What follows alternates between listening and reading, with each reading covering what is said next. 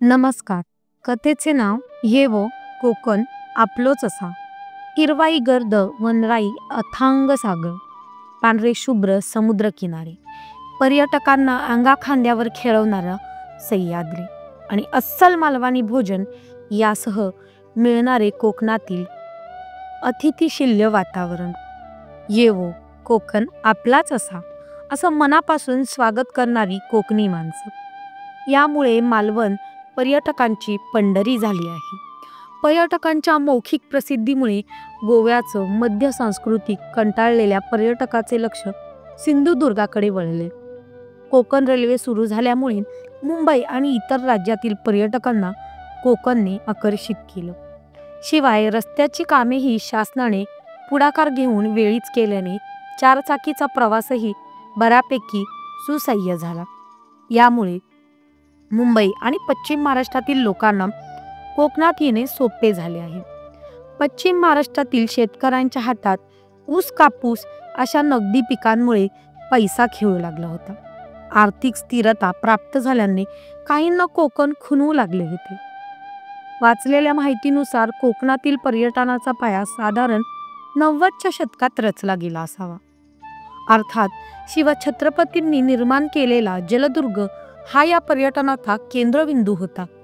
त्यातच MTCने निर्माण केलेले तंबू निवास इकडे पर्यटक आकर्षित होऊ लागले. हा भरघोस प्रतिसाद लक्षात घेऊन आणि त्याचाच लाभ उठवत मालवण तारकर्लीच्या परिसरात स्थानिकांनी छोटे छोटे होमस्टे आणि खानावळीच्या मालिका उभी झाली असावी. त्या काळी MTC निवास न्याहारी योजनेचा फायदा उचलत अनेकांनी आपल्या घरातील 2-3 खोल्या पर्यटकांसाठी उपलब्ध करून देण्यास सुरुवात केली. त्यानंतर परिसरातील कुटुंबांना रोजगार उपलब्ध झाला आणि आपोआप पर्यटकांच्या स्वागताची मनोवृत्ती वाढीस लागली. इथे आलेला पर्यटक मालवण जेवणासाठी आतुर होता आणि आजही आहे. हा बदल नुसता मालवण पुरता मर्यादित न राहता बघता बघता साऱ्या कोकणने काट टाकली. मालवणला अनुसरून करत आजूबाजूची अनेक गावं बदलत गेली. मुळातच सुंदर असलेलं कोकण आपल्याला अगत्यशील आदरातिथ्यामुळे आणखीनच सर्वांना भारून टाकणारी ठरले.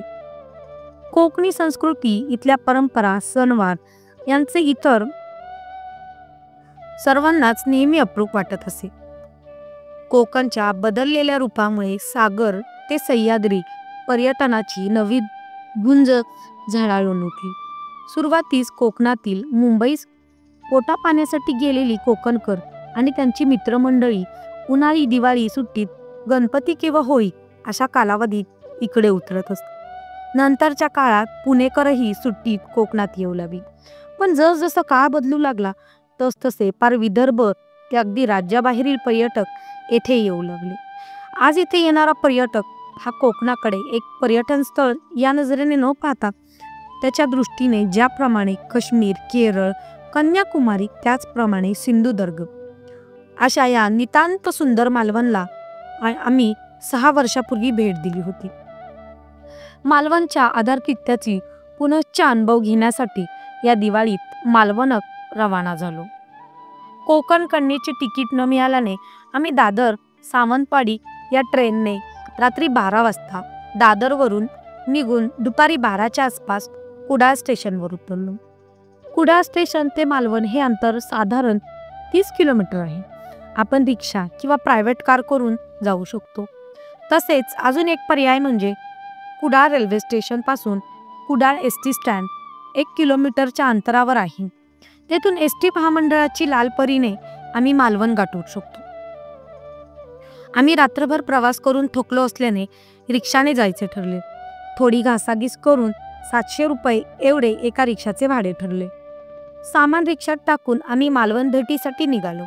कुडाळ ते मालवण हा प्रवास दिसणारा नयनरम्य निसर्ग, वळणावळणीचा रस्ते, माड, पोफळची बागा, कौलारू घरं, प्रवासाचा शीण कुठच्या कुठे पळून नेत होता. कुडाळ सोडल्यानंतर थोड्याच वेळात कर्ली नदीवरील पुलाने आमचे भरभरून स्वागत केले. इथे एक फोटो स्टॉप नक्कीच घ्या. इतका सुंदर स्पॉट आहे हा. हीच कर्ली नदी पुढे समुद्राला मिळते. याला कर्ली बॅकवॉटर असेही म्हणतात. थंड हवेची झुळूक डोळ्यावर झापड आणत होती. आर्या तर अनिलच्या खांद्यावर डोकं ठेवून गुडूप झाली. मी मात्र निसर्ग पाहण्यात मग्न झाले होते. कुडाळ ते मालवण रस्ता अतिशय सुस्थितीत आहे. मला वाटतं पर्यटकांचा वाढता ओघ लक्षात घेऊन हे सर्व सुधारणा केल्या असाव्यात. रस्त्याच्या इतर झाडा तर होतीच, पण सोनेरी हिरवट मध्येच लालसर रंगाच्या गवताने आच्छादलेले विस्तृत मारानही जागोजाग नजरेस पडत होती.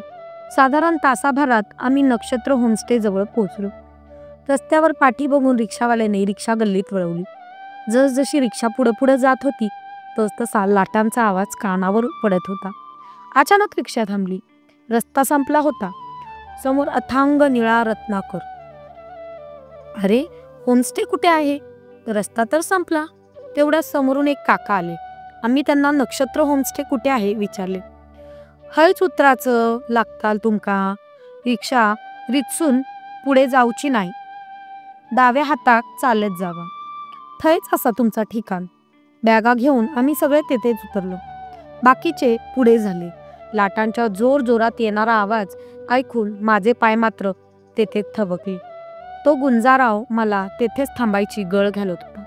लाटांच्या संगीतात रत्नाकर माझं स्वागत करत होता. आपला जुना सोबती दिसल्यावर जसं मन हर्ष उल्हासित होतं तसं बहुतेक माझ्या मित्राचं झालं असावं. त्याचा आनंद मला त्याच्या उंच उंच उसळणाऱ्या लाटातून जाणवत होता. मीही थोडा वेळ एक जागी थांबून त्याच्या या स्वागताचा स्वीकार केला. त्याच्या नजरेने सांगितले, भेटू संध्याकाळी निवांत. त्याच्यापर्यंत संवाद पोचला बहुधा.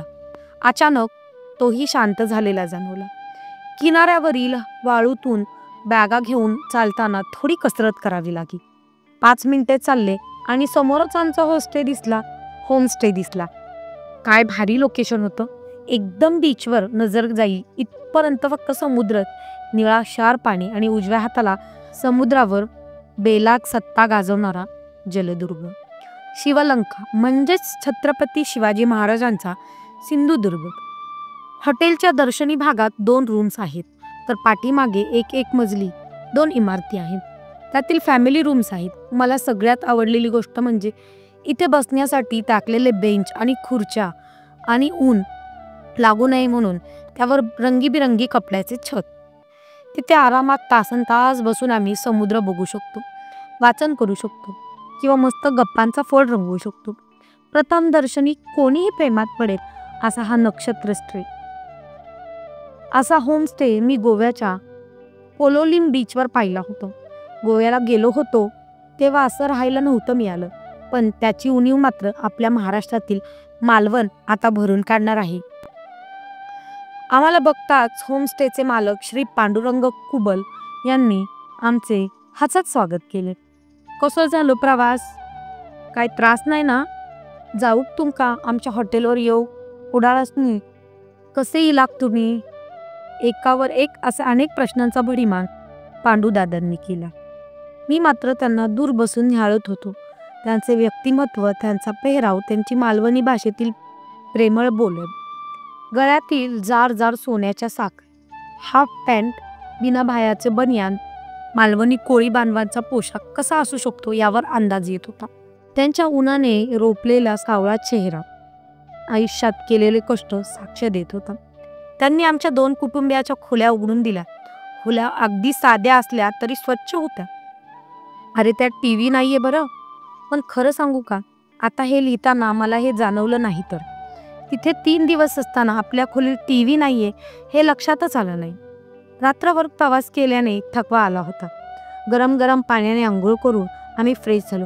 तोपर्यंत पांडुदादांनी जेवण तयार ठेवलं होतं. कोकण म्हटलं की मासे खाण्याची चंगळ असते. पापलेट, सुरमई, बांगडा, कोळंबी, खेकडा, तुम्ही म्हणाल तो मासा आपल्याला अगदी ताजा मिळतो. पोटपूजा तर झकास झाली. मात्र निद्रा देवीने हळूहळू आमच्यावर गारूड घालायला सुरुवात केली.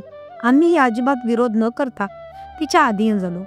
संध्याकाळी सिंधुदुर्ग किल्ला बघण्यासाठी जायचं नक्की झालं. तसं आम्ही त्या रूमच्या अगदी डाव्या बाजूला सिंधुदुर्ग दिमाखात उभा राहून आम्हाला दर्शन देत होता. पण त्याच्या जवळ जाण्यासाठी मालवणला जाऊन बोटीने किल्ल्यात जावं लागणार होतं. किल्ला बघून बोटीने परत येईपर्यंत सूर्यास्त होत आला होता. रूमवर येऊन थोडं फ्रेश झाले आणि त्याला भेटायला 4 पावलं चालत किनाऱ्यावर आले. आता निवांत बसून त्याच्याशी गुजगोष्टी करायच्या होत्या. सूर्यदेव अस्ताला गेला होता. त्याचा लालिमा स्वतःच्या अंगावर घेत तो शांतपणे पेसाळत लाटांच्या रूपात माझ्याकडे किनाऱ्यावर येत होता. संध्याकाळच्या थंडीत माझ्या पायांना होणारा त्याचा गरम स्पर्श मला सुखावत होता. असं नुसतंच त्याला बघणंही कितीतरी सुंदर वाटत होतं. फक्त नजरेशी चाललेला मुकसंवाद, काही न बोलताही मन हलकं हलकं झालं होतं. साऱ्या दुनियाचा कचरा, निर्माल्य, पाप आपल्या पोटात सामावून घेणारा तू माझ्या मनातील खळबळही स्वतःमध्ये सामावून घेतोस आणि प्रत्येक वेळी मन शांतीचं दान मुक्त हस्ते मला देतोस. तुझ्यासारखा दातृत्व मला कधी जमेल की नाही माहीत नाही मित्रा, पण तुझ्या संगतीत राहून बऱ्याचशा नको असलेल्या गोष्टी सोडून द्यायला शिकते. कितीही संकट आली तरी तू तुझ्या दिनचर्येत कधीच बदल केला नाही. आपण आपलं कर्तव्य प्रामाणिकपणे करत राहायचं, कोणत्याही अपेक्षेशिवाय, हे शिकतेय तुझ्याकडून. आपल्या या प्रगल्भ नात्यावर मला सुचलेल्या काही ओळी. कधी कधी तासनतास नुसतंच तुला डोळे भरून पाहणं, तर कधी तुझ्या स्पर्शासाठी तुझ्याजवळ येणं. आताशा तर रंगतोय तुझ्यानी माझ्यातला मुकसंवाद. माझ्या प्रत्येक प्रश्नाला उत्तर देत तुझी गाच. तू सोबत असताना एकटेपणा जाणवत नाही. तुझ्याशी गप्पा मारताना वेळेचंही भान राहत नाही. चल मित्रा, बरीच रात्र झाली आता. बाकीचे सगळे जेवणासाठी थांबले असतील. सकाळी अंगणेवाडीच्या भराडी देवीच्या दर्शनाला जायचे आहे. उद्या सकाळी भेटू. त्याचा प्रेमळ निरोप घेऊन मी रूमवर आले. आर्या आणि अनिलने स्कुबा डायव्हिंगचा प्लॅन केला होता. माझा आणि भावाचा गेल्या वेळचा स्कुबाचा अनुभव चांगला नसल्याने मी, वहिनी, भाऊ आणि रिशू देवीच्या दर्शनाला जायचे ठरवले. रात्रीचे जेवण आम्ही आमच्या होमस्टेपासून जवळच असणाऱ्या शिवकृपा हॉटेलमध्ये जेवलो. शाकाहारी आणि मांसाहारी दोन्ही जेवण अतिशय रुचकर होते. जेवून परत येताना मालवणची थंडी अनुभवायला मिळत होती. कोकणातील थंडीविषयी मी बऱ्याच पुस्तकातून वाचलं आहे. त्याची मला आज आठवण आली. येथील थंडी म्हणजे मोरपीस हळुवारपणे गालावर फिरताना जो आनंद वाटतो, तशी ब्लँकेट पांघरून बसायची एवढी बोचरी थंडी येथे नाही. आणि मोकळ्या अंगाने तुम्ही केसही हुंदाडला तरी ते या थंडीला मान्य नाही. शेकोटीचा इवलास आस्वाद घ्यावा, त्याबरोबर गप्पांचा फळ रंगावा. मध्येच थंडीचा झुळूक हिवाळ्याची जाणीव करून देत असते. सोबतीला भणभणणारा वारा, सागराच्या कडेला चंदेरी लाटांचा अनुभव घेता घेता कोकणची थंडी अनुभवायची. मालवणातील थंडी खूप कडाक्याची नसली तरी स्वेटरशिवाय कोणालाही फिरूही देत नाही. ती अंगात हुडहुडी भरवणारी नसली तरी अंग मऊशार लेकराच्या कपड्यात झाकायला लावणारी असते. या थंडीत मनसोक्त फिरताना पहाटे धुक्यांची चादर पांघरलेला निसर्ग पाहायचा आणि सायंकाळी सूर्य अस्ताला जाताना निरोप देत स्वतःला वाळूत झोकून द्यायचं. म्हणजे उबदार शालीचा आनंद वाळू कशी देते हे अनुभवायचं. अशा या गुलाबी थंडीत अंगावर सोलापुरी चादर घेऊन आम्ही गुडूप झालो. सकाळी सकाळी जाग आल्यावर रूमच्या खिडकीतून बाहेर पाहिलं तर कोळी बांधवांच्या होड्या किनाऱ्यावर लागल्या होत्या. बाहेर जाऊन चौकशी केल्यावर कळलं की हे सारे कोळी बांधव रोज रात्री मासेमारीसाठी खोल समुद्रात जातात आणि सकाळी सकाळी ताजी मासळी घेऊन परततात. पापलेट, सुरमई, बांगडा, मोठमोठ्या आकाराच्या कोळंब्या, कोळंबी, प्रत्येकाच्या जाळ्यात अनेक प्रकारचे मासे होते. इथून मासळी गोव्याला पाठवली जाते. रोज मालवण बंदरात मासळीचा लिलाव होतो. आपणही खाऊक मासे घेऊन आपल्या हॉटेलमध्ये फ्राय करण्यासाठी देऊ शकतो. आम्ही समुद्रावर थोडा फेरफटका मारून फ्रेश होण्यासाठी परत आलो. आज आमचे 2 ग्रुप झाले होते. मी आणि भावाचे कुटुंब आंगणेवाडी जायला निघालो आणि अनिल आर्यक स्कुबा डायनिंगसाठी. मालवणवरून आंगणेवाडी साधारण 15 किलोमीटर अंतरावर आहे. रिक्षाने जाऊन येऊन 500 रुपये पडतात. रिक्षाने साधारण तासाभरात आपण आंगणेवाडीत पोहोचतो. मालवण सोडले की सुरुवातीला रस्ता सुस्थितीत आहे. नंतर मात्र बऱ्यापैकी खराब रस्ता आहे. दरवर्षी लाखो भाविक महाराष्ट्राच्या कानाकोपऱ्यातून आंगणेवाडीच्या जत्रेला येतात. शासनाने पुढाकार घेऊन जिथे जिथे रस्त्याची दुर्व्यवस्था आहे तिथे डांबरीकरण करून घेतलं तर भाविकांना होणारा त्रास नक्कीच कमी होईल. रस्ता खराब होता, पण सोबत असलेला हिरवा गार निसर्ग, नागमोडी वळणे, रस्त्याच्या दुर्तपा असलेला झाड, त्यामुळे प्रवासाचा त्रास जाणवत नाही. या प्रवासातील अजून एक आकर्षक जाणवलेली गोष्ट म्हणजे रस्त्याच्या दोन्ही बाजूला लांबच लांब पसरलेले माळरान. असं माळरान कुडाळ ते मालवण या प्रवासातही दिसतं. परंतु आंगणेवाडीला जाताना जे माळरान आपण बघतो त्याची व्याप्ती खूप मोठी आहे. काळ्या खडकावर डौलत वाढलेलं सोनेरी गवत, कुठे गुडघाभर, कुठं अगदी फूट 1.5 फूट. काळ्या मातीने सोनेरी रंगाचा परिधान केलेला तो नैसर्गिक साज तिचं सोन्याहून पिवळं रूप अधिकच खुलवत होतं. या माळरानांचा संबंध कुठेतरी आंगणेवाडीच्या देवीशी नक्कीच असावं, कारण भरडावर देवी प्रकट झाली म्हणून या देवीचं नाव भारडी देवी असं ठेवण्यात आलं आहे. भराड म्हणजे माळरान. ही देवी कशी अवतरली याची ही सुरस कथा आजही कोकणवासियांच्या तोंडातून ऐकायला मिळते. लाखो भाविकांच्या नवसाला पावणाऱ्या माय भारडी देवीच्या दर्शनाला आम्ही चाललो होतो. रिक्षातून तिथे जाईपर्यंत रिक्षावाल्या काकांनी सांगितले आणि मी वाचलेली आंगणेवाडीच्या जत्रेविषयी माहिती थोडक्यात मी तुम्हाला सांगते. मालवण तालुक्यातील आंगणेवाडी हे लहानसे गाव. आंगणेवाडी या गावातील केवळ आंगणे कुटुंबियाची ही देवी आहे. म्हणजे हे आंगणे कुटुंबियाचे खाजगी मंदिर आहे. पण नवसाला पावणारी देवी अशी ख्याती असलेल्या ग्रामस्थांसोबत सामान्य नागरिकांना तिचे दर्शन खुले असते. गाराणे आणि नवस बोलून अनेक भाविक आपल्या मनोकामना पूर्ण व्हाव्यात यासाठी भारडे देवीचे दर्शन घेते. दरवर्षी भरणाऱ्या 1.5 दिवसाच्या जत्रेमध्ये लाखो भाविक सहभागी होतात. देवीची यात्रा अमुक एका तारखेलाच होणार हे निश्चित नसते. तिच्या यात्रेचा दिवस हा देवीला कौल लावून ठरवला जातो. एकदा का दिवस ठरला की मग गावोगावी मुंबईतील चाकरमान्यांना आणि तिथल्या माहेरवाशिनींना निरोप धाडले जातात. असं म्हणतात की जगाच्या पाठीवर कुठेही इथला ग्रामस्थ होतो तो यात्रेला आवर्जून येतो. या जत्रेमध्ये पहिला दिवस हा पाहुण्यांसाठी असतो, तर दुसरा दिवस हा आंगणे ग्रामस्थांसाठी. जशी इथली यात्रा खास तसाच इथला नैवेद्यही खास असतो आणि आंगणे कुटुंबियाच्या माहेरवाशिनी तो अबोला राहून करतात. या जत्रेमध्ये सहभागी झालेल्या प्रत्येक भाविकाला त्याचा लाभ घेता येतो. साऱ्यांसाठी केवळ या आंगणेवाडीच्या महिलाचा प्रसाद बनवतात. यांची खासियत म्हणजे हा प्रसाद बनवताना त्यांना बोलण्याची परवानगी नसते. प्रसादामध्ये भोपळ्याचे वडे, भाजी, भात, वरण याचा समावेश असतो. हा प्रसाद केळीच्या पानावर मांडला जातो. हा प्रसाद देवीला दाखवण्याच्या प्रक्रियेला ताट लावणं असं म्हटलं जाते. हा प्रसाद मिळवण्यासाठी भाविकांची विशेष गर्दी असते, कारण या प्रसादाला देवी स्पर्श करते अशी भाविकांची धारणा आहे. 1.5 दिवसाच्या भराडी देवीच्या यात्रेमध्ये देवीच्या उत्साहासोबतच दशावताराची खेळ देखील रंगतो. भाविकांच्या सुरक्षा व्यवस्थेसाठी खास बंदोबस्त असतो.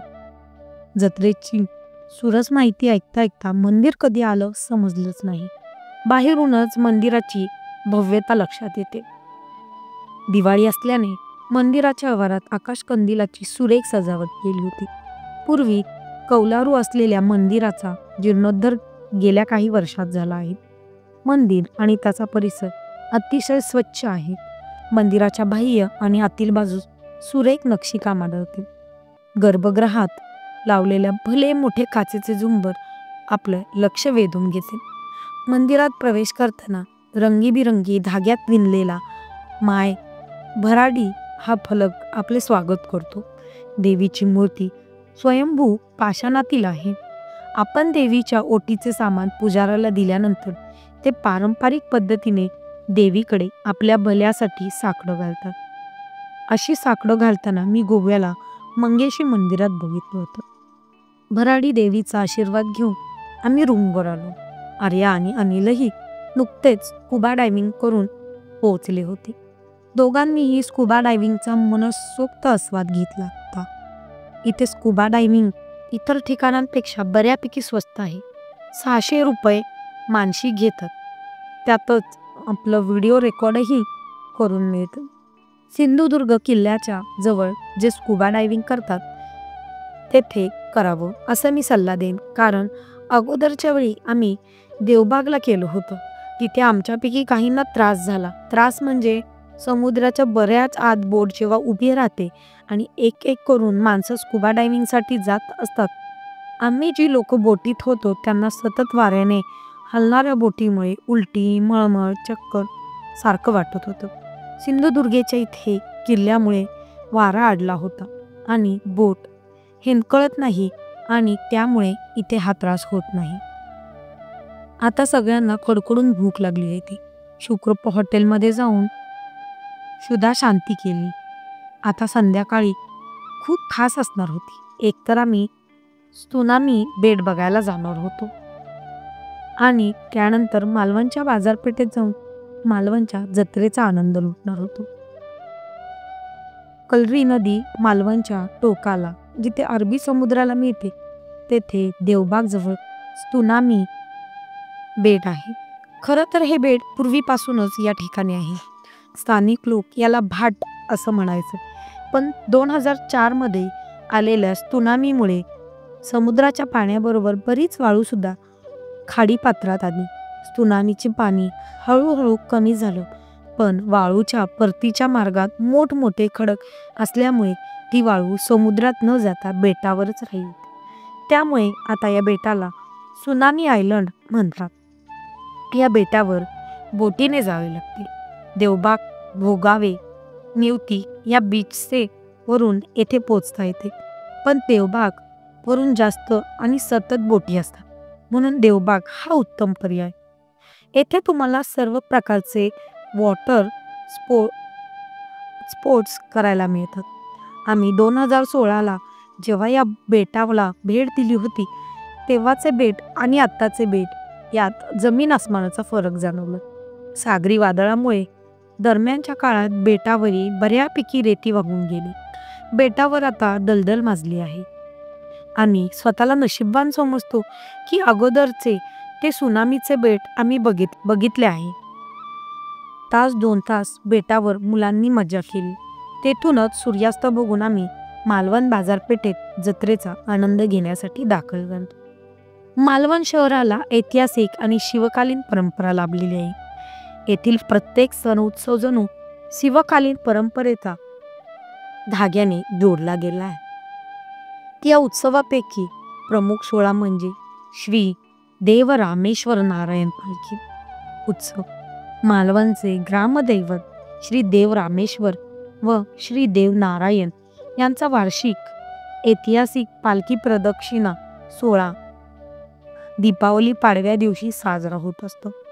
त्या सोहळ्याला शिवकालीन परंपरा लाभली असून 350 वर्षापासून पालखी उत्सव गुण्यागोविंदाने साजरा केला जातो.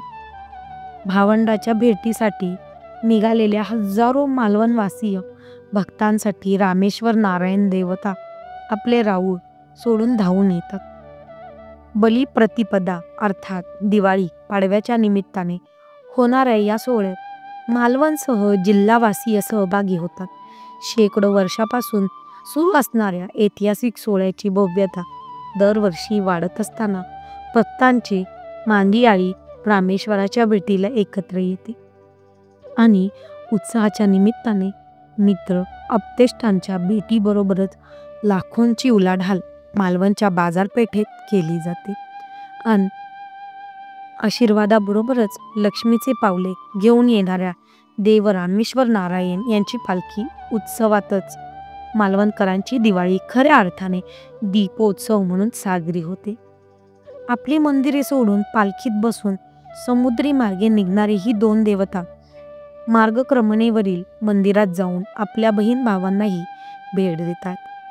ठिकठिकाणी देवतांचे स्वागतही प्रत्येक मालवणवासीय सडा, रांगोळी आणि पुष्पवृष्टीने करतो. देवस्थान, मानकरी व भाविक यांच्या मेळ्याबरोबरच ढोल तासांचा गजर, फटाक्यांची आताशबाजी अशा उत्सवातील आनंद सोहळ्यात शेकडो मालवणवासी न्हाऊन निघतात. आम्ही गेलो तेव्हा भरड नाक्यापासून वाहनांसाठी रस्ता बंद केला होता. त्या संपूर्ण रस्त्यावर दोन्ही बाजूला खाण्यापिण्याचे मालवणी स्पेशल जिन्नस, खेळणी आणि वेगवेगळे इतिहासकालीन देखावे उभे केले होते. येथील लोकांची गर्दी पाहता संपूर्ण मालवण आज येथेच अवतरले आहे का असं वाटत होतं. स्त्री पुरुष मुलं नटून थटून जत्रेचा आनंद घेत होती. तिथला प्रत्येक दुकानदार हात जोडून ग्राहकांचे स्वागत करत होता. आम्हीही थोडीफार खरेदी केली. जत्रेचा आनंद लुटत लुटता वेळ कसा गेला समजलेच नाही. दुसऱ्या दिवशी सकाळी मुंबईला परत निघायचे असल्याने नाईलाजाने आम्ही रिक्षा पकडून रूमवर आलो. सकाळी जरा आरामातच उठलो सर्वजण. पोरं उठली आणि सरळ समुद्रात डुंबायला पळाली. समुद्रात डुंबायचं मज्जाच काही और असते. काही न करता नुसतं उभं राहिलं तरी त्याच्या प्रत्येक लाटेबरोबर आपण मनसोक्त भिजत असतो. पायाला स्पर्श करणारी मऊ वाळू आणि लाट, परत जाताना पायाखालून सरकलेली वाळू, याचा अनुभव तर घ्यावाच एकदा. खरं तर माझा पाय इथून अजिबात निघत नव्हता. मन जरासं खूट झालं होतं. नाईलाजाने सागराचा आणि मालवणचा निरोप घेतला. माझ्या मित्राला पुन्हा लवकरच भेटू हे मनातून आश्वासन देत यावेळी कुडाळ स्टेशनला परत जाताना एक वेगळा अनुभव घेण्यासाठी आम्ही रिक्षाऐवजी लालपरीनेच पर्याय निवडला. तासाभरात ही परी आपल्याला कुडाळ स्टेशनला पोचवते. जाताना वाटेत धामपूर असा फलक वाचला. सुनीता देशपांडे यांची आठवण आली. त्यांच्या आहे मनोहर तरी या पुस्तकात धामपूर तलाव आणि धामपूरची आजी याबद्दल वाचलं होतं. फारसा वेळ नसल्याकारणाने मनात असूनही तेथे भेट देता आली नाही. या 3 दिवसाच्या भेटीत मालवणवासियांना भरभरून प्रेम दिलं. तो प्रेमाचा अनमोल साठा बरोबर घेऊन आम्ही मुंबईला परत आलो. धन्यवाद.